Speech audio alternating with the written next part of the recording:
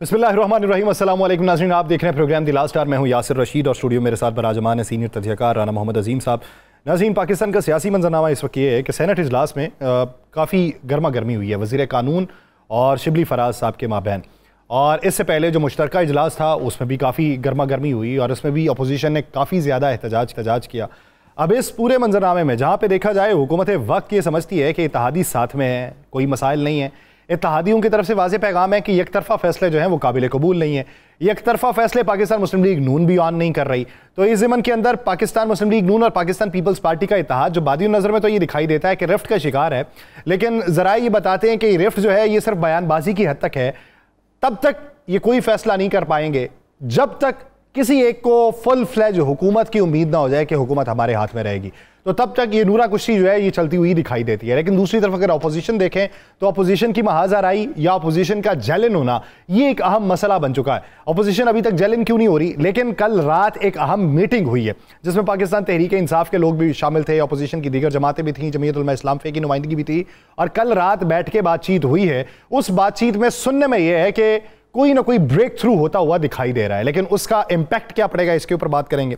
और फिर बात की जाएगी पाकिस्तान के अवामी मसाइल के ऊपर और इंतज़ामी मसाइल के ऊपर। कल हमने एक खबर शामिल की थी और उस खबर के ज़रिए हमने ये बावर करवाया था कि जो टेंडरिंग है उसका निज़ाम पंजाब के अंदर राइज किया गया कि जिसके तनाजुर में करप्शन का खात्मा और ट्रांसपेरेंसी को फ़रोग देना था, कि वो जो ठेके थे जो माजी में मनपसंद लोगों को दिए जाते थे वो ई टेंडरिंग के जरिए दिए जाएं और कम बिड के ऊपर दिए जाएं। जितनी कम बिड होगी उसको दिया जाए और शफाफ तरीके से बनाया जाए। और उस पर अगर लाहौर की किसी प्रोजेक्ट की टेंडरिंग है तो वो कहीं भी बैठ के आप वो ऑनलाइन टेंडर के लिए अप्लाई कर सकते हैं। लेकिन शेखुपुरा में ई टेंडरिंग में भी एक जुगाड़ निकाला गया और कल हमने वो खबर ब्रेक की।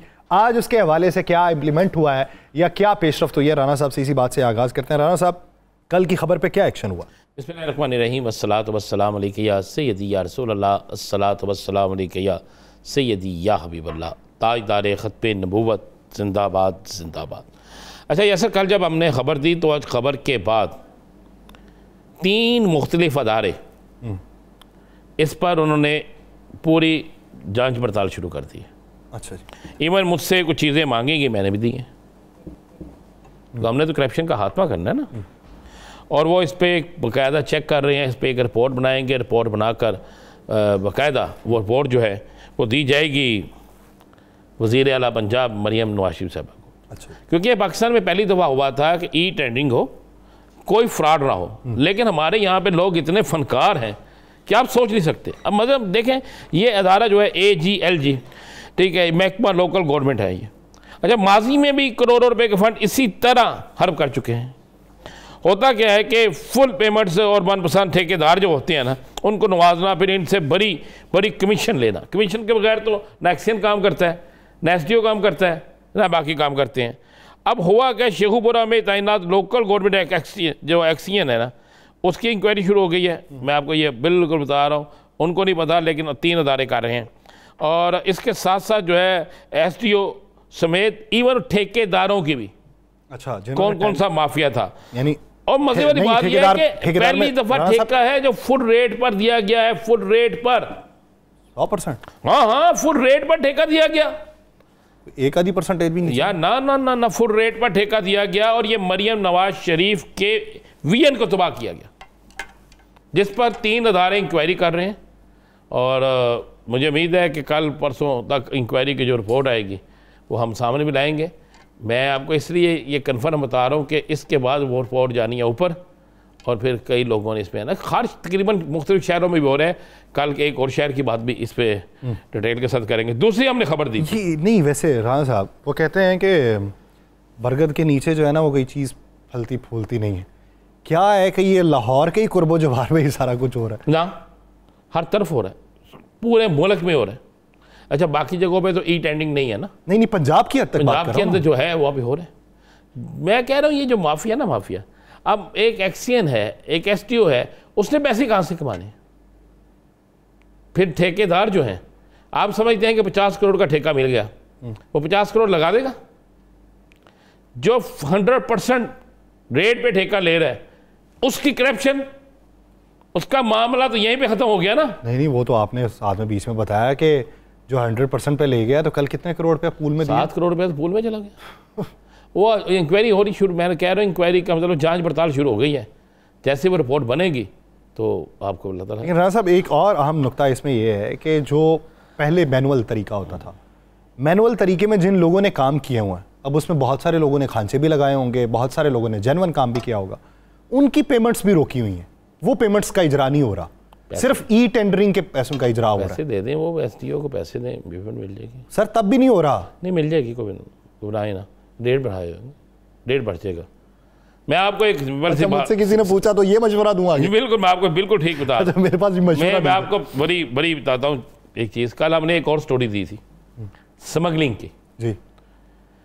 हमारे आर्मी चीफ साहब ने स्मगलिंग के खिलाफ बड़ा सख्त तरीन रिएक्शन दिया हुआ है। हमारे आर्मी चीफ साहब किसी सूरत में मुल्क में स्मगलिंग जो है वो बर्दाश्त नहीं करते। पता ना आपको, उन्होंने कई दफ़ा कहा ये स्मगलिंग माफिया को ख़त्म करना होगा।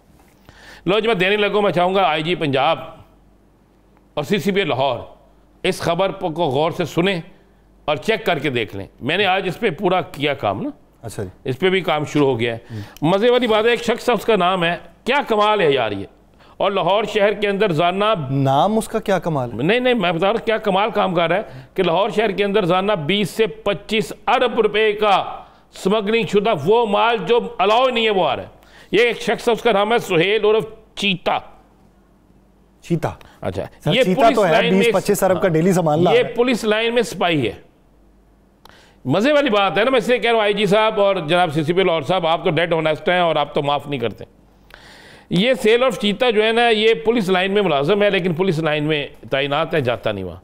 सारा दिन ये शालमी, मोची गेट करते क्या है कि 3 थाने इसके ज़िम्मे हैं, थाना मोची गेट, थाना रंगमहल, थाना अकबरी मंडी। वहाँ पर जो माल आता है ना स्मगलिंग का, थानों में या मार्केटों में करता क्या है, गाड़ी के आगे अगली सीट पे खुद बैठते हैं। अच्छा। गाड़ी को रोक के ना, पुलिस की वर्दी पहन के। उसके बाद इन थानों में मंथली भी यही बचाता है। अगर कहीं माफिया का माल पकड़ा गया है तो उस माल को छुड़ाता भी ये है। हाल ये नहीं, वो तीनों थानों फिर मजे वाली बात है, जो माल पकड़ा जाता है ना और वेयर हाउस में माल जाता है, तो वेयर हाउस के अंदर बैठे लोग भी 2-2 हाथ से कमा रहे, 2-2 हाथ से। अब मैं नाम ले रहा हूं, मुझे पता है कि इन नाम लेने के बाद मेरे लिए थोड़ी सी मुश्किल पैदा होगी, कुछ लोगों के गिले आएंगे, कुछ की धमकियां आएंगी। चैलेंज से नाम ले रहा हूं जी, मैं चैलेंज करके ये नाम दे रहा हूं मैं, ये मेरी बड़ी एक्सक्लूसिव स्टोरी है। कयूम खान साहब हैं जो लाहौर में बल्कि पाकिस्तान में सबसे बड़ा गुटखा कहते हैं ना, गुटखा और फ्लेवर, ये जो जिसकी पे पाबंदी है, ये जो वेप के, हाँ जी वेप के फ्लेवर, शीशे फ्लेवर। अच्छा। ये सबसे बड़ा डीलर है जो शालमी में कर रहा है ये काम स्मगलिंग का। उसके बाद दीन मोहम्मद खान जिसकी सरपरस्ती में ये भी काम कर रहा है। उसके बाद आप आ जाए, शालमी के अंदर हजारों दुकानें ऐसी हैं जहां पर ये सारा सामान जा रहा है। अगली बार निशानदेही आपको करूं, शाहजी के नाम से मशहूर है खान, शाहजी खान। ये क्या करते हैं, एक ये शाहजी खान है, रावी रोड पर ना रोटी प्लांट है एक जगह। अच्छा। रावी रोड पर ना रोटी प्लांट एक जगह है, ये सब्जी मंडी जो है वो लगती है इसकी चौकी, वहाँ पर एक ये है और एक शख्स जो है उसका नाम है आगा जानी। वहाँ पर जाना 5 गाड़ियाँ आती हैं गुटके की, और गुटके के साथ साथ 1 to 1। आप सब पूछेंगे 1 to 1 क्या है? मुझे मालूम है, सुना, बचपन से ही सुना हुआ है 1 to 1 सबसे खौफनाक गुटका है। अच्छा। जो मना किया हुआ है, ये मेरे ख्याल से इंडियन। अच्छा। ये सारा माल इंडियन है। ये इंडिया से आता है सारा? इंडिया से किस तरह स्मगलिंग करके ये लाते हैं। आप कमाल देखें कि वहां पर रोटी प्लांट के पास नहीं, राणा साहब ये 2 नंबर भी पाकिस्तान में नहीं बनता? नहीं, ये सारा 1 नंबर है, इंडिया से आ रहा है सारा स्मगल। हाँ, फिर वहां पे ये जो है ना आगा जानी, और दूसरा जो मैंने आपको नाम लिया है शाहजी खान, ये रावी रोड सब्जी मंडी पुलिस चौकी, रावी रोड थाना, इनको सपोर्ट करते हैं। आप क्यों नहीं बोल, एक गाड़ी जो है ना, एक गाड़ी रोजाना यहाँ पे 5 गाड़ियाँ आती हैं, एक गाड़ी जो है वो है 5 करोड़ रुपए की। एक गाड़ी में जो सामान है वो है 5 करोड़ रुपए का।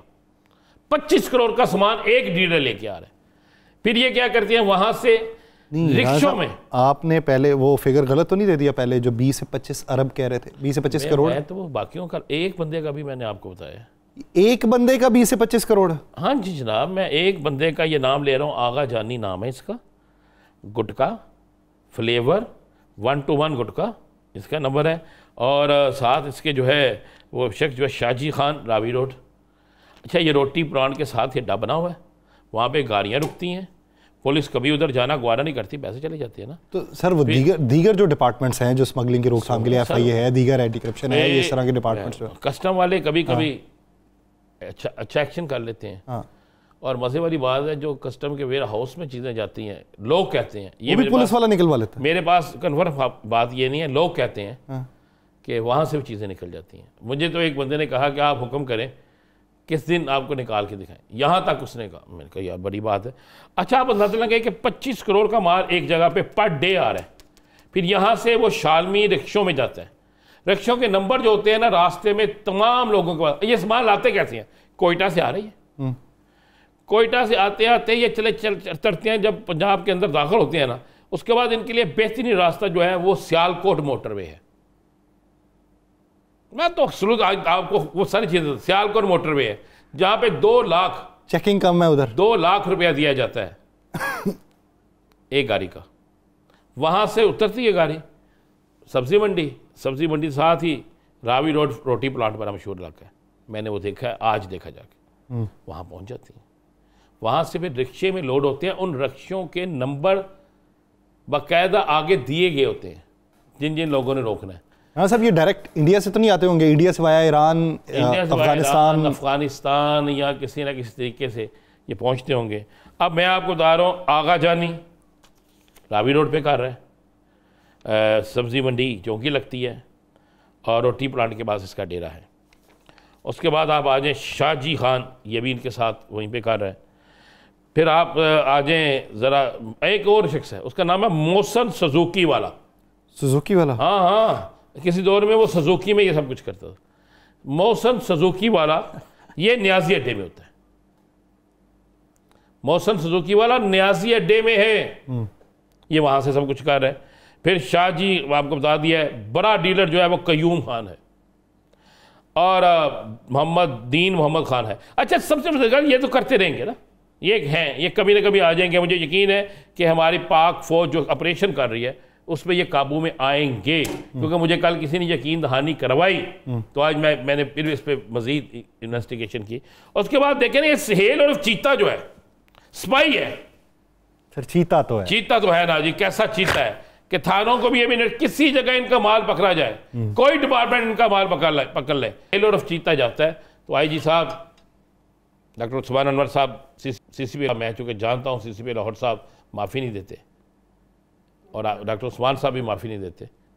ज़रा इस चीते की सुबह ही ज़रा जाके इंक्वायरी कर लें कि पुलिस लाइन में कितनी देर होता है और ये शालमी में कितनी देर होता है, और अरबों रुपए की जो स्मगलिंग हो रही है जिसके ख़िलाफ़ हमारे मुल्क के अदारे समझते हैं कि ये पाकिस्तान के लिए नुकसानदेह, और ये वो सारी चीज़ें हैं जो माशरे के अंदर इंतहाई नुकसानदेह हैं, ये सब कुछ करें। और इस पर आज चूँकि मैं आपको बता देता हूँ, एक बड़ा हसास धारा जो है ना, इस पर सख्त तरीन एक्शन लेने जा रहे हैं। चलें, मैं आपको चलें, उम्मीद करते हैं कि इस पर एक्शन हो जाए, और चीता जिस शिकार पे निकला हुआ है, चीता उसके लिए भी एक जाल तैयार हो, और ये जितनी इन्फॉर्मेशन है इसकी तय तक पहुँच के करार वाकई जो है वो महकमाना कार्रवाई की जाए, और उन लोगों को पकड़ में लाया जाए जो माशरे को नासूर की तरह जो है वो जकड़ रहे हैं। एक ब्रेक लेते हैं, ब्रेक के बाद सियासी मंजर बात होगी। नाज़रीन, पाकिस्तान तहरीक इंसाफ के रहनुमा मेहरबान कुरैशी साहब हमें ज्वाइन करेंगी, कहीं नहीं जाएगा, स्टे विद अस।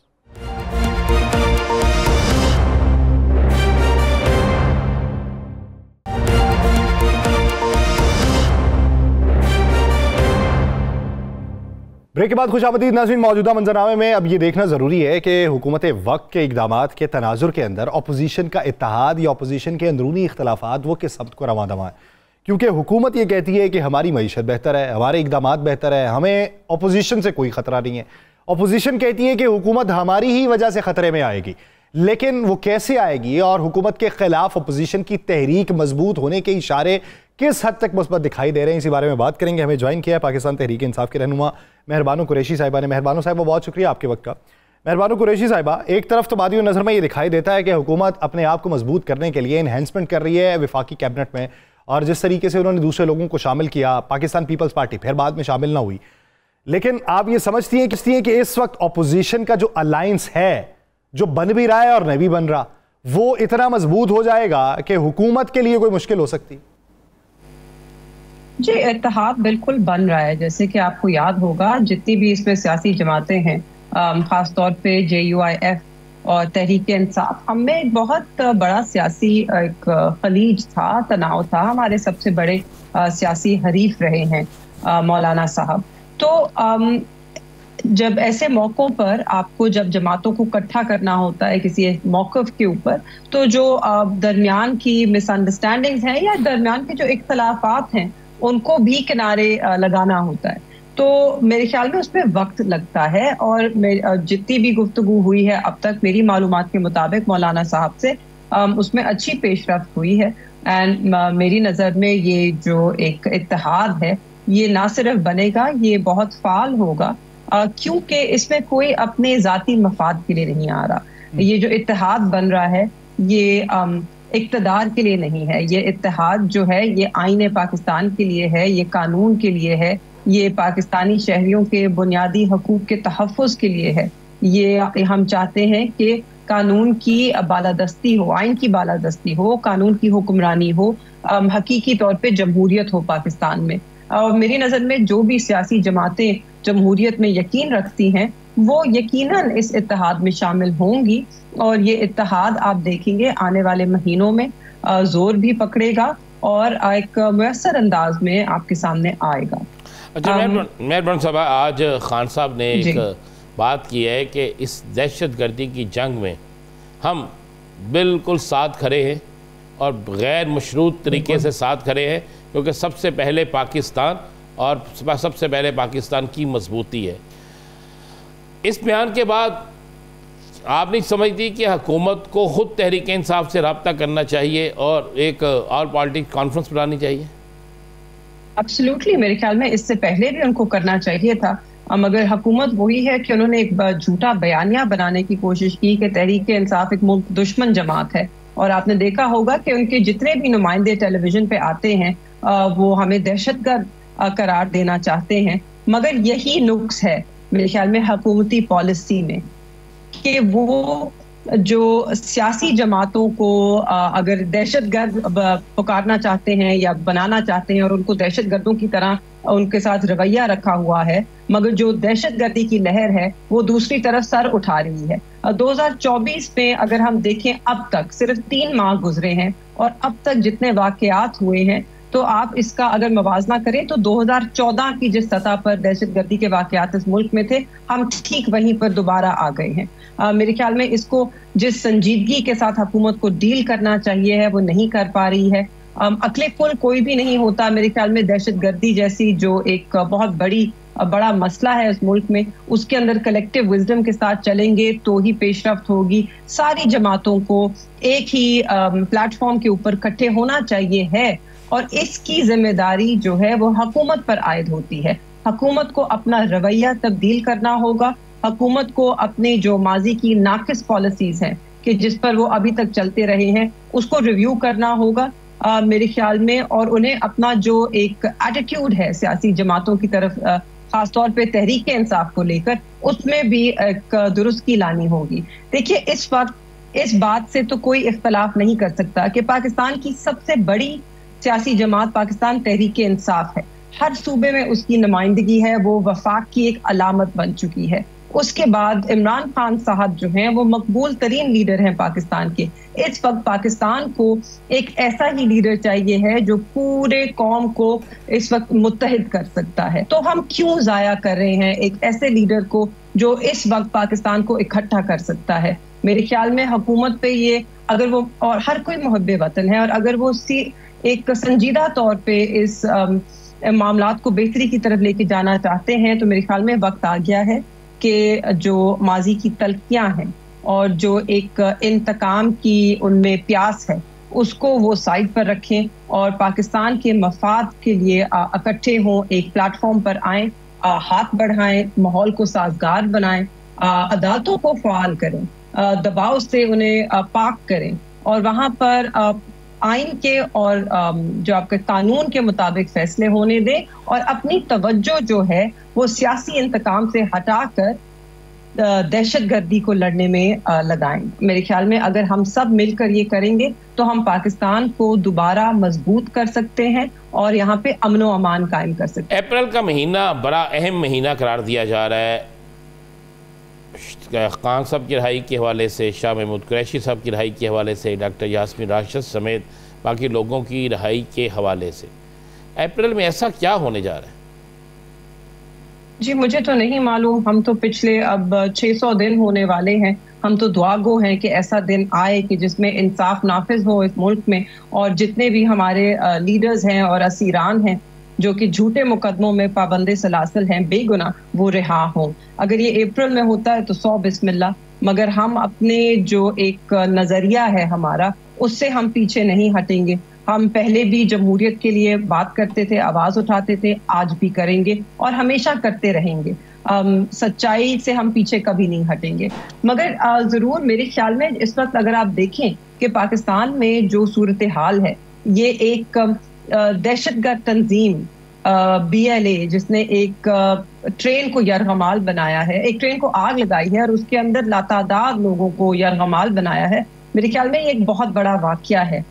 मेरे ख्याल में इस वाक़ये के बाद हम सबको थोड़ा सोचना चाहिए है कि क्या हम अपनी सियासत के भीड़ अपने मुल्क को चढ़ाना चाहते हैं या हम इस सब को साइड पर रखकर इकट्ठे होकर पाकिस्तान की मईशत को, पाकिस्तान की सरहदों को और पाकिस्तान के जो शहरी हैं उनके सेफ्टी को और अमन व अमान को तरजीह देना चाहते हैं। अगर हम ये सब करना चाहते हैं तो मेरे ख्याल में सबसे मुस्बत कदम इसमें यही होगा कि हम झूठे मुकदमात में जो लोग बंद हैं उनको रिहा करें ताकि हम सब उसमें एक साजगार माहौल पैदा हो। हम सब इकट्ठे बैठकर पाकिस्तान के जो मसले हैं उनसे निपटने के लिए बैठे। देखिए मसला क्या है, इस वक्त आपके पास बलूचिस्तान में भी एक ऐसी हुकूमत है जो बलूचिस्तान के लोगों की नुमाइंदगी नहीं कर रही, क्योंकि वो बलूचिस्तान के लोगों के वोट से नहीं आई है। बलूचिस्तान में जितने मसले हैं वहां पर अगर उनके अपने नुमाइंदा लोग होंगे तो वो उन तक अपनी आवाज पहुंचाएंगे। मेहरबानो साहिबा, एक सवाल मेरा ये कि पार्टी के अंदरूनी जो मसाइल हैं, आज अलीमा खानम साहिबा से तल्ख कलामी हुई नईम हैदर पंजोथा की, माजी करीब में देखें तो एक दूसरे पे तानाजनी की जा रही है। आपके ख़ानदान के बारे में बातें होने लगी 26वीं तरमीम के बारे में। आप समझती हैं कि अगर खान साहब बाहर होंगे तो ये जो अभी चेहरे मौजूद हैं ये चेहरे मौजूद नहीं होंगे, पार्टी स्ट्रक्चर तब्दील हो जाएगा और फिर पब्लिकली कोई एक दूसरे को टॉन्ट नहीं करेगा?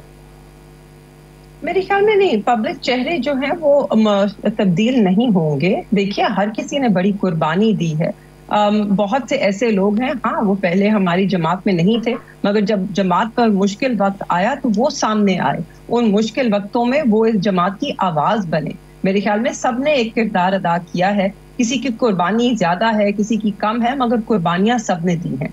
जी ये बिल्कुल ज़रूर है कि अगर खान साहब बाहर आएंगे तो जो एक हमारे वर्कर्स में, हमारे जमात के अंदर हमारे जो मेंबर्स भी हैं उनके अंदर जो एक तशवीश पाई जाती है, एक फिक्र है, एक गुस्सा है, वो सब जरूर ठंडा होगा। असल में हम सब जो है बड़ी कोशिशें कर रहे हैं, हमने जितना भी हमसे हो सका हम कर रहे हैं, करते रहेंगे, मगर उसके बावजूद क्योंकि खान साहब को हम रिहा करने में अभी तक कामयाब नहीं हुए तो उससे वर्कर्स के दिलों में जो वर्कर्स के जज्बात हैं वो ऑब्वियसली उससे मुतासर होते हैं, उनको गुस्सा भी आता है, उनकी फ्रस्ट्रेशन भी है और वो जायज़ भी है, मगर उसको वो फ़र्क तरीक़ों से इजहार करते हैं जिसको लोग समझते हैं कि जी जमात के अंदर तलखी है, जमात के अंदर इन फाइटिंग है। मेरे ख्याल में अगर हम इस बात का सबसे पहले एतराफ़ करें कि हमारी जमात एक बहुत मुश्किल वक्त से गुजर रही है, जितना जोर इस जमात को तोड़ने पे लगाया गया है मेरे ख्याल में माजी में उसकी मिसाल नहीं मिलती और उसके बावजूद ये जमात ना सिर्फ खड़ी है, ये पहले से ज्यादा मजबूत होकर खड़ी है। इसका वोट बैंक कम नहीं हुआ, इसका वोट बैंक बढ़ा है। वोट बैंक नम नहीं हुआ, वोट बैंक बड़ा है, लेकिन एक तशवीश पाई जाती है कि जिसकी वजह से वो उबाल जो है वो बाहर को निकलता है। खान साहब बाहर होंगे तो सूरत हाल यकसर तब्दील हो जाएगी। बहुत शुक्रिया मेहरबान कुरैशी से हवाले से अपना वक्त देने के लिए। नाज़रीन, दीगर इश्यूज़ पे बात करेंगे एक शॉर्ट ब्रेक के बाद, कहीं नहीं जाएगा, स्टे विद अस।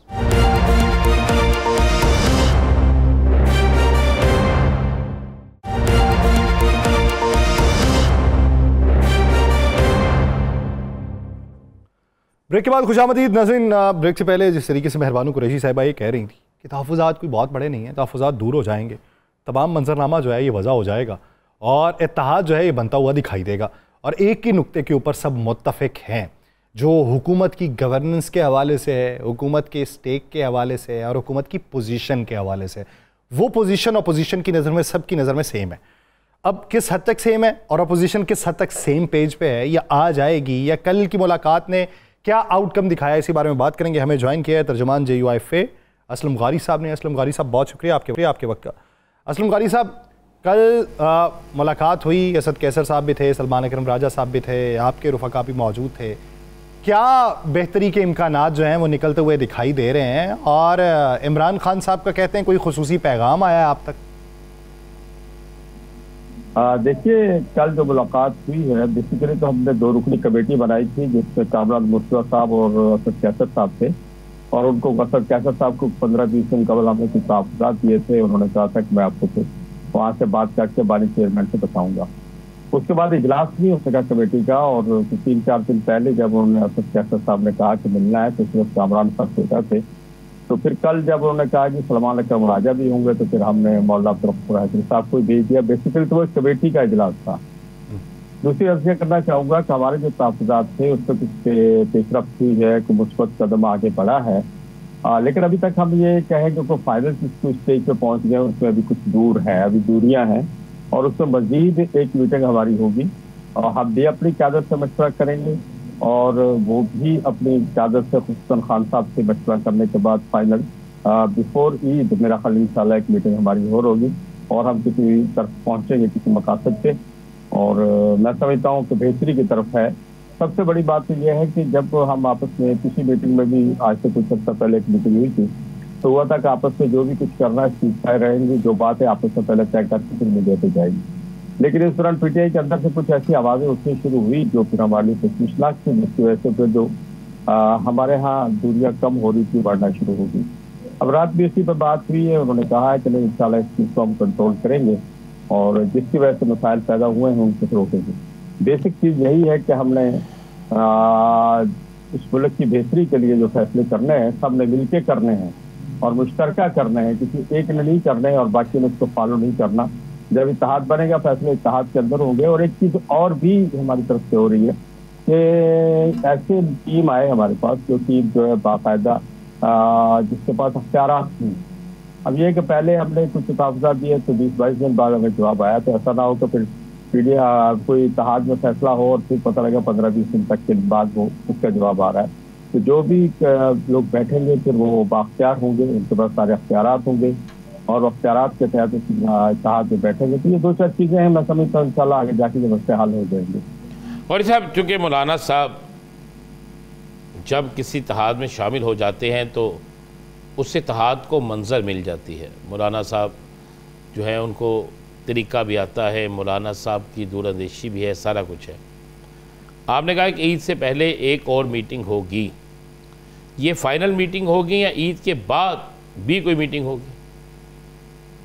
देखिए, डिपेंड ये करता है कि जो हमने तहफ़्फ़ुज़ात उनको दिए हैं जिसमें से कुछ उन्होंने कहा ठीक है तो हमारी बात मान ली थी, कुछ तो उन्होंने दोबारा बात करनी है। डिपेंड ये है कि वो किस हद तक दोबारा वो आते हैं और हमें क्या जवाब देते हैं। असल चीज़ ये डिपेंड करता है। तो अब वो अगर हो सकता है इसी जो अभी हो, जो आखिरी मीटिंग हो, और ये भी हो सकता है उसके बाद फिर कोई हमें मीटिंग करनी पड़े। लेकिन मैं मुझे पूरी उम्मीद है, मैं पूरी उम्मीद हूँ, मुझे होप है कि इंशाल्लाह ये मसले हल हो जाएंगे और किसी हल की तरफ बढ़ेंगे। क्योंकि बोले कि इस वक्त जिस सूरत से बेचार है उस वक्त कम से कम एजेंडे पे हम सब लोग को इकट्ठा होना पड़ेगा मुल्क की सूरत को देखते हुए। अच्छा गारी साहब, जो हुकूमत है, हुकूमत ने आपसे मुलाकात करने की कोशिश की, हुकूमत में अंदरूनी तौर पे भी एक रिफ्ट देखने में आ रहा है। सदर ममलिकत ने जिस तरीके से कहा कि यकतरफा फैसले जो हैं वो काबिल कबूल नहीं है, वो नहरों के मामले के ऊपर बातचीत की, आपको लगता है कि हुकूमत वाले आपको दोबारा अप्रोच करने की कोशिश करेंगे या फिर आपको हुकूमत का कोई इत्तेहादी अप्रोच कर लेगा? ठीक है, बात सुनो, हुकूमत के साथ जाने का मतलब ये है कि अब हुकूमत में शामिल हो जाए, वजारत से ले लें, उनके साथ मिलकर एंजॉय करें, वो सूरत तो नहीं है। और अगर होती तो फिर आज से 1 साल पहले हो जाती, जिस दिन पहले दिन प्राइम मिनिस्टर साहब से हल्फ उठाने से कबल जो बात आए थे हमारे पास, उसको तो हम ओके कर देते। वो सूरत तो है नहीं है। हम अपोजिशन में हैं और अपोजिशन इत्तेहाद का हिस्सा बनेंगे इंशाल्लाह, तो फिर वही बातें होगी जो इत्तेहाद कहेगा। बाकी मुलाकातें तो होती रहती है। मौलाना साहब वफादार आदमी को दोस्त के साथ मिलने आता है और उनका दुश्मन भी मिलने आता है तो वो बड़ा खुश होकर हंसते हुए बाजू खोल के गले लगाते हैं। तो ये मुलाकात को किसी और तनाजर में न देखा जाए। हम जो फैसले फिर करते हैं वो उसी तनाजर में होते हैं। जब फैसले होंगे इंशाल्लाह हम बिल्कुल उसमें हुकूमत की तरफ जाना या झुकना उसको बिल्कुल छोड़ दे। दूसरी बात, आपने सदर साहब की बात की, सदर साहब की तकरीर जो कि इस पर बड़ा लेदे हो रही है, कुछ लोग कह रहे हैं कि बड़ी तनकीद हुई। मैं थोड़ा सा किसी और नजर में देखता हूँ। सिंध में सूरत पानी के हवाले से इतनी खतरनाक हो चुकी है कि पीपल्स पार्टी की अपनी हुकूमत और अपनी क्रेडिबिलिटी जो है वो खतरे में पड़ गई है और इस वक्त हर बंदा इस पे स्टैंड लेके खड़ा है। पिछले दिनों गालबन पिछले संडे की बात है अभी जो गुजरा है, तो वकला का एक बहुत बड़ा जुलूस अंदरूनी सिंध से वकला का आया था जिसको उन्होंने रोकने की बड़ी कोशिश की, शेयरिंग वगैरह हुई, लेकिन इसके बावजूद जो लोग प्रेस क्लब पे पहुंचे, कराची प्रेस क्लब पर उन्होंने एहतजाज सख्त किया। तो हुकूमत बड़े दबाव में है। उस दबाव को खत्म करने के लिए सदर साहब की तकरीर से शायद हुकूमत को कुछ फायदा हो, लेकिन रद्द अमल अभी तक सख्त ही है। हर पार्टी छोटी हो बड़ी हो, कौम परस्त हो, सियासी पार्टियां हो, सबकी सब इसके जो नहरें निकल रही हैं सिंध दरिया से उसके खिलाफ एहतजाज से हैं। और खुद सदर साहब भी कल के बयान के बाद ऐसा लगता है कि मजबूरन उनको यह कहना पड़ा है। मैं ये अल्फाज तो नहीं कहना चाहता कि ये तकरीर कुछ नूरा कुछ की स्टाइल की थी, लेकिन मैं ये कहना तो नहीं चाहता। असल में असल अपोजिशन को बर्दाश्त करने के लिए जो रवैश हमने अपनाई हुई है कि असल अपोजिशन की गुफ्तगू को पीछे धक्का दे दिया जाए और हम खुद ही अपोजिशन बन गए एक दूसरे के साथ, मैं समझता ये उसी की एक कड़ी थी। लेकिन गौरी साहब, अब एक और बड़ा पॉइंट उठाया जा रहा है कि ये नहरें जो हैं ये दरियाए सिंध से तो निकाली नहीं जा रही हैं और ये मंसूबा आपका तो है नहीं, ये परवेज़ मुशर्रफ के दौर का मंसूबा है। पहले से इस पे काम हो रहा था, पहले तो उज़र उठाया नहीं गया, अब बबांगे दोहल बात करनी शुरू की है तो उस पर उज़र उठाना शुरू कर दिया। देखिए, बात यह है कि ये तो जब जिन्होंने उठाने वाले शुरू किया तो पहले बताते हैं ना, तो ये तो क्यों कब्जा बताया गया कि ये सब दरिया सिंध से पानी दिया जा रहा है। तो अगर दरिया सिंध से पानी दिया जा रहा है तो सिंध के हालात इतने अच्छे नहीं है पानी के हवाले से। सिंध में बहुत बुरा हाल है, इवन कराची में पीने का पानी नहीं है। सक्खर शहर जो दरिया के किनारे पे है और इसी तरह कोटरी हैदराबाद दरिया के किनारे पे है, वहाँ पीने का पानी नहीं है। रोड़ी में पानी पीने का पानी नहीं है। सूरत बहुत सिंध में पानी के हवाले से खराब है और हमें जो मुआहदे हमारे दरमियान हैं सूबों के दरमियान में उनको मद्देनजर रख के फैसला करना चाहिए। मुल्क जिस सूरत पे खड़ा हुआ है हमें कोई ऐसा रिस्क नहीं लेना चाहिए कि पहले 2 सूबों में जो सूरत खराब है हम तीसरे सूबे को भी उसको इन्वॉल्व कर लें। मैं समझता हूँ कि इस पे जो अदारे हैं, जो मुआहदे हैं, उन मुआहदों की रोशनी में जो पानी जिसका है उसको इसका हिस्सा मिलना चाहिए। गौरी साहब, ये परवेज खटक साहब को वजारत क्यों दी गई है? हजूर, मैंने तो आज चैनल पे कहा है, मैं यहाँ भी दोहरा देता हूँ कि मैं तो सिंध में रहता हूँ, मैं तो एहसास कमतरी का शिकार हो गया हूँ। बलूचिस्तान के भी एक दोस्त आज मुझे कह रहे थे हम भी एहसास कमतरी का शिकार हो गए। हम दोनों सूबों को वजारत दाखिला क्यों नहीं मिली? सिर्फ यही KPK और पंजाब में 3 वज़ीर दाखिला हो गए हैं। अगर हम 2 को भी देते 2 सूबे तो हम एहसास कमतरी से निकल जाते। क्या बलूचिस्तान के हालात बहुत अच्छे हैं कि वहाँ वज़ीर दाखिला नहीं दिया गया? तो मैं समझता हूँ हुकूमत वाली इस रिक्वेस्ट पर जरा गौर करेगी आपके तवस्सुत से कि हम दोनों सूबों को भी जो आप चाहते हैं 4 वज़ीर दाखिला हो जाए या 6 हो जाए, 5 हो जाए, क्या चाहते हैं ये बता दे। इतने ज्यादा हो गए, अमन अमान उतना अच्छा होगा। मैं समझता हूँ परवेज खटक साहब जो है KPK का अमन अमान ठीक करेंगे। मोहसन साहब इन सब के हेड होंगे, नकवी साहब और जनाब तलाल साहब तो माशाल्लाह, मैं तलाल साहब तो मेरे दोस्त भी हैं, मेरे इलाके के भी हैं और हम एक ही हल्के में रहते भी हैं फैसलाबाद में। तो मैं तो बड़ा पुरुद हूँ कि तलाल साहब के आने से कम अज कम मेरे इलाके में डकैतियाँ, चोरियाँ और भत्ता खीरी और जो लोगों की प्रॉपर्टियों पर कब्जा ये खत्म हो जाएगा, ठीक हो जाएगी। मुझे तो सुकून मिलता हुआ नजर आ रहा है। मुझे तो अपने इलाके में सुकून मिलता नजर आ रहा है। मैंने अभी तक उनको मुबारकबाद तो नहीं दी, लेकिन मैं समझ रहा हूँ कि जहाँ मैं रहता हूँ उस इलाके में कुछ सुकून हो जाएगा उनके आने से। लेकिन ये सुकून सिंध को भी चाहिए। और यहाँ जो कुछ कच्चे में हो रहा है, जो आज बलूचिस्तान में है, तो हमें संजीदा नहीं है। हुकूमत कहीं भी मेरे भाई संजीदा नहीं है। और ये गैर संजीदगी ही मुल्क को यहाँ तक ले जा रही है। अभी इतनी बड़ी काबीना के बाद भी सुनने में आ रहा है कि जी हम कुछ और वजीर भी लेंगे। तो एक तरफ आप हजारों लोगों को बेरोजगार कर रहे हैं, हजारों लोग, मैं आपको बता सकता हूँ KPK में बेरोजगार हो रहे हैं, पंजाब से निकाले गए हैं, सिंध से लोग निकाले गए हैं, और कुछ अदारे बंद किए जा रहे हैं। आज तक तो आप कह रहे हैं ये मईशत पे बोझ है, और दूसरी तरफ आप इतनी बड़ी काबीना बनाए जा रहे हैं, एक एक वजारत से 2-2, 3-3 वजीर बनाए जा रहे हैं। ये क्या तमाशा है कौम के साथ? कौम को बताया तो सी हुकूमत करना क्या चाहती है। नहीं, आप क्या समझते हैं कि जो इदारे बंद हो रहे हैं ये मुल्की वफाद में नहीं हो रहे? देखिए जी, पहले लोगों को रोजगार तो देना, वो तो आप मुल्क के मफाद में करें ना। तो आप तो ये कहते हैं कि नहीं जी इसलिए एक मईशत पे बोझ है, तो इसको ठीक भी तो किया जा सकता है ना बोझ को। अगर आप आज से 1 साल पहले या 8 महीने पहले या 12 महीने पहले या 1.5 साल पहले कोई लोगों को भर्ती करते तो आज क्यों नहीं कर रहे हैं? सिर्फ इसलिए कि उस दौर के लोगों ने भर्ती किए थे, इस दौर के लोगों ने निकालना है, या किसी को आपने ब्लैकमेल करना है, किसी को ब्लैकमेल हो जाए और वो आपके सामने आके खड़ा हो जाए हाथ जोड़ के जी बंदे ना निकालो। तो ये कब तक ये सियासत करेंगे? मुल्क कहाँ पहुंचा दिया इन सियासतदानों ने यार। खुदा के लिए रहम करें कौम के ऊपर, इस तरह ना करें कि लोगों को नौकरियों से निकाला जा रहा है, लातादाद लोगों को निकाला जा रहा है। और अदारे खत्म, कई जगह तो अदारे खत्म नहीं हो रहे लेकिन लोगों को निकाला जा रहा है, इसलिए कि पिछली हुकूमत में ये थे। ये तो ज्यादती है यार। पिछली हुकूमत में देखो मेरिट पे आया है, किसने नौकरी की है और किसने अपना इम्तिहान दिया है, दे के नौकरी की है, 1.5 साल 2 साल से नौकरी कर रहा है। अब उसको सिर्फ इसलिए काम से पकड़ के आप निकाले तो वो जी उस दौर का भर्ती था। ज्यादतियां हैं, हुकूमत ज्यादती कर रही है। मैं आपके इस बहुत आपकी आवाज तो बड़ी दूर तक, राणा साहब की आवाज तो बहुत दूर तक जाती है और मैं उसका सहारा लेना चाहता हूँ। तो इस सहारे से मेरा ख्याल हुकूमत की आंखें खुलनी चाहिए। जो कुछ आज मैं उसकी भी मजम्मत करता हूँ जो आज बलूचिस्तान में हुआ है, और हमें फिर भी हमारी हुकूमत की आंखें नहीं खुलेगी और फिर भी वो इस तरह के वाक़यात करेगी तो आवाम पर दिन ब दिन हुकूमत की आंखें खुलनी चाहिए और इस तरफ को तवज्जो देनी चाहिए। और यूं ही हालात बेहतर बसूरत दीगर हालात दिगर सूरत हाल इख्तियार कर जाएंगे। बहुत शुक्रिया असलम गौरी साहब इस हवाले से अपना वक्त देने के लिए। नाज़रीन एक ब्रेक लेते हैं, ब्रेक के बाद पंजाब के सियासी, मुआशी और इंतजामी मंजरनामे पर बात करेंगे। कहीं नहीं जाएगा स्टे विद अस।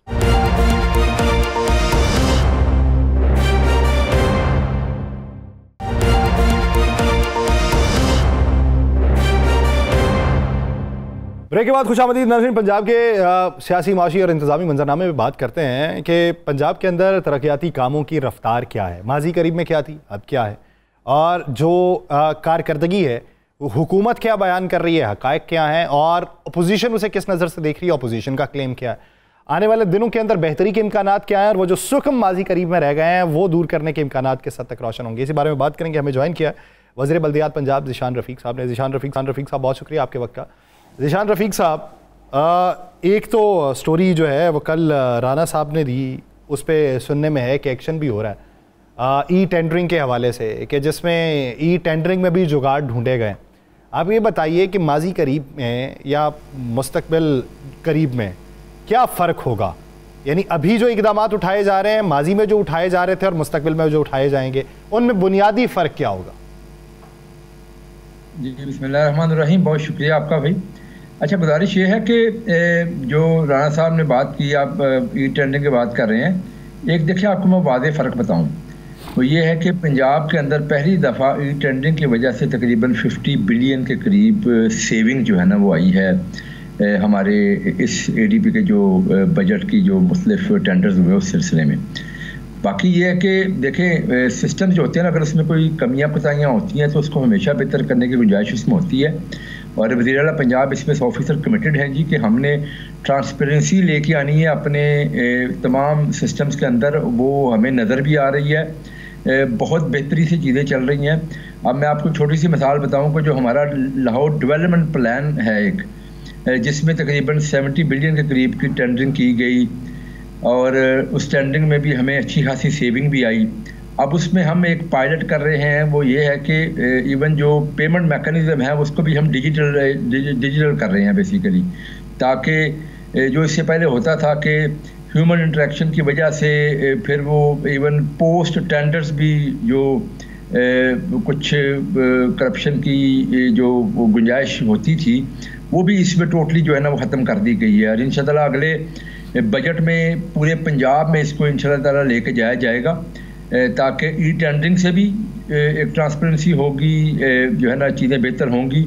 उसके बाद जो पोस्ट टेंडर जो अगली चीज़ें हैं, जो बिलिंग का सिस्टम है, उसको भी डिजिटल किया जाएगा पूरे पंजाब के अंदर। ये तो है हमारा जो ट्रांसपेरेंसी के हवाले से, टेंडरिंग के हवाले से। बाकी देखें, मैं एक बात करता जाऊँ कि कारकर्दगी की अगर बात करें तो आप तमाम सूबों की कारकर्दगी को उठा लें और कारकर्दगी को आप सूबों के मुख्तलिफ इनिशिएटिव्स के एतबार से ना आप एक चेकलिस्ट बना लें।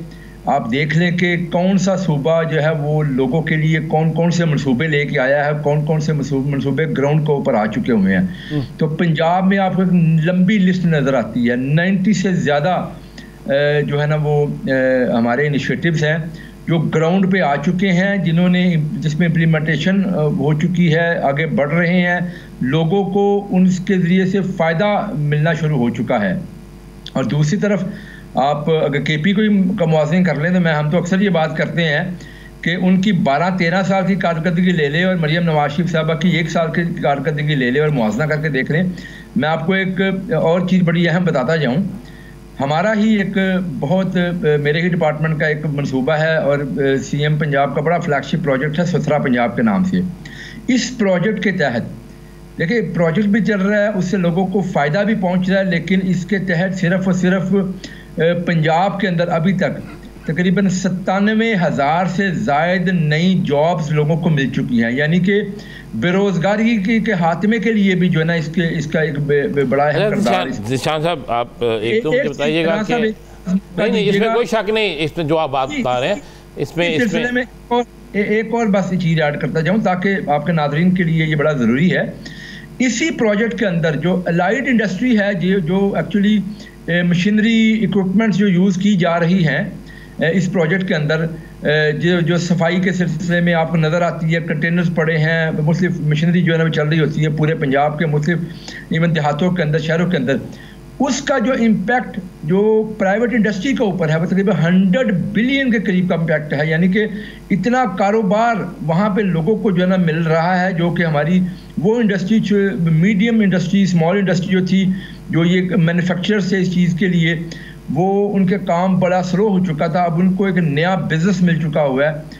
इवन आईटी के सेक्टर को इसका तकरीबन 2 बिलियन का सालाना जो है ना इसका इम्पैक्ट उस पर भी है। तो हर निशान भाई, ये तो हो गई बात, ई टेंडरिंग की बात हो रही थी। हम कुछ चीज़ें आपके वज़ीर आला साहब की हदायत पर, हमारी कल की खबर पर एक्शन भी शुरू हो गया है, कुछ लोग उस पर इंक्वायरी भी कर रहे हैं, इंक्वायरी का मतलब जांच पड़ताल भी कर रहे हैं। मज़ीद जो चीज़ें होंगी आपको भी भेजेंगे, क्योंकि आपके महकमा बल्दियात का ही है वो सारा, और उम्मीद है कि आप उसे मेरिट पे देखेंगे और जहाँ पे 2 नंबरी हुई है उसको चाहे वो जितना मर्जी ताकतवर है उसे माफ़ नहीं करेंगे, मुझे यकीन है। अच्छा, ये बता दें, बल्दियाती इलेक्शन हो रहे हैं जी, इंशाल्लाह आप हमें दीजिएगा, इसके ऊपर पूरा एक्शन होगा जो भी इस चीज़ में अगर आप देंगे। बल्दियाती इलेक्शन करवा रहे हैं जी इंशाल्लाह ताला। मैं आपको बताऊं कि जो हमारा बल्दियाती एक्ट है वो असम्बली में टेबल हो चुका है, अब वो स्टैंडिंग कमेटी को रेफ़र हो चुका है। इंशाल्लाह अगले 1.5-2 माह के अंदर अंदर असम्बली से बिल पास होगा। उसके बाद बिल्कुल अपनी जो भी नॉर्मल स्पीड के साथ जो आगे बल्दियाती इलेक्शन तक एक प्रोसेस है, आपको मालूम है कि एक्ट पास होने के बाद डिमार्केशन होनी है, तकरीबन 1 महीना हम उसके लेंगे। उसके बाद डिलिमिटेशन का प्रोसेस है जो कि इलेक्शन कमीशन ऑफ पाकिस्तान ने करना है, तकरीबन नॉर्मली वो 3 महीने के अंदर अंदर करते हैं, तो वो होगा और उसके बाद इलेक्शन जो है ना वो उसका शेड्यूल आ जाएगा। तो बिल्कुल आप बेफिक्र रहें, हम कमिटेड हैं इस चीज़ के लिए। हमने तो देखा टाइम ज़ाया नहीं किया, 1 साल मुकम्मल होने के अंदर अंदर हमने एक बल्दियाती निज़ाम, बल्दियाती जो मसवदा है कानून का, वो भी तैयार करके अपनी कैबिनेट से पास करके असम्बली पे टेबल भी कर दिया है। और मुझे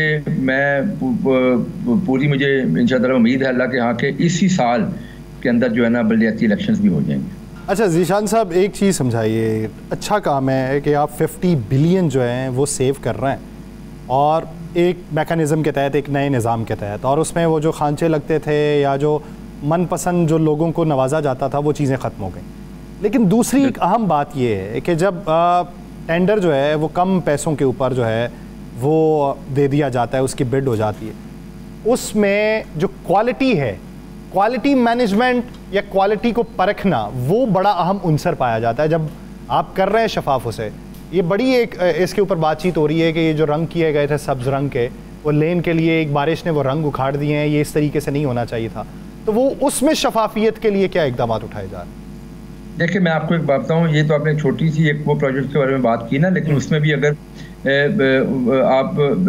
आपको हम दिखा भी सकते हैं कि ऐसी चीज़ों के ऊपर पेमेंट नहीं की जाती है अगर उसमें कोई गड़बड़ नज़र आती है तो। लेकिन मैं आपको एक बात बताऊँ, देखें आपको टेक्निकल चीज़ एक समझाता हूँ। एक तो ई टेंडरिंग होती है, ई टेंडरिंग के बाद एक बड़ा इससे पहले सिस्टम हुआ करता था कि जो भी प्रोजेक्ट जो भी स्कीम चल रही होती है उसकी एक रेजिडेंट सुपरविजन के लिए भी कंसल्टेंट्स हायर किए जाते थे। और इससे पहले सिस्टम क्या होता था कि जो मुतल्लिका एक्सीएन जिसने उसकी पेमेंट करनी होती थी वही पे मास्टर होता था उस जो है ना रेजिडेंट सुपरविजन के लिए जो कंपनी हायर होती है उसके लिए भी वही पे मास्टर होता था। अब ये लाहौर के अंदर हमने ये भी इस दफ़ा किया है कि जो साइनिंग अथॉरिटी है जो कि चेक्स पे साइन करेगा वो उसका पे मास्टर नहीं है।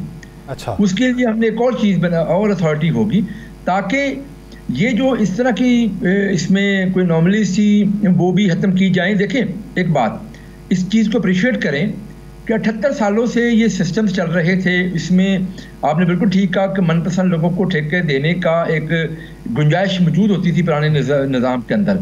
अब वो गुंजाइश ख़त्म हो चुकी है। अब अगर कोई साथ साथ कोई इश्यूज आती है तो उनको हम फौरी तौर पे एड्रेस करते हैं कि कहीं पे कोई जो है ना चीज़ें ख़राब होती हैं, चीज़ें नज़र आती हैं, उसके ऊपर फौरी तौर पे एक्शन होता है। और ये मैं समझता हूँ कि इस तरह के जब निज़ाम बनते हैं तो इनकी कुछ टीजिंग प्रॉब्लम्स भी होती हैं साथ साथ, जब नए आप निज़ाम आते हैं तो वो बिल्कुल वो उसके ऊपर जो है ना ज़ीरो टॉलरेंस के साथ चल रहे हैं। जो आपने बात की है क्वालिटी को चेक करने के लिए एक एक स्कीम को जो है ना उसकी जो थर्ड पार्टी वैलिडेशन है वो इस पर कंपल्सरी हमने रखी हुई है। तो बिल्कुल वो हर म्यार को हर चीज़ को देखा जा रहा है और देखा जा रहा है हर एक प्रोजेक्ट के अंदर जो है ना हम देख रहे हैं। तो बिल्कुल इसमें हम जो है ना वो आपको इसमें यकीन दिलाते हैं कि इसके अंदर 100% जो है ना वो चीज़ों को क्वालिटी के ऊपर कोई उम्मीद करते हैं क्वालिटी के ऊपर भी कॉम्प्रोमाइज़ कोई ना हो और ई टेंडरिंग का निज़ाम जो है उसमें भी बेहतरी आए और शफाफ लाई जा सके। बहुत शुक्रिया ज़ीशान रफ़ीक साहब इस हवाले से अपना वक्त देने के लिए। नाज़रीन प्रोग्राम का वक्त खत्म हो जाता है, मुझे और राना साहब को दीजिए इजाज़त। आपसे मुलाकात होगी कल के रोज़। अपना बहुत सा ख्याल रखिएगा। अल्लाह ने के बाद।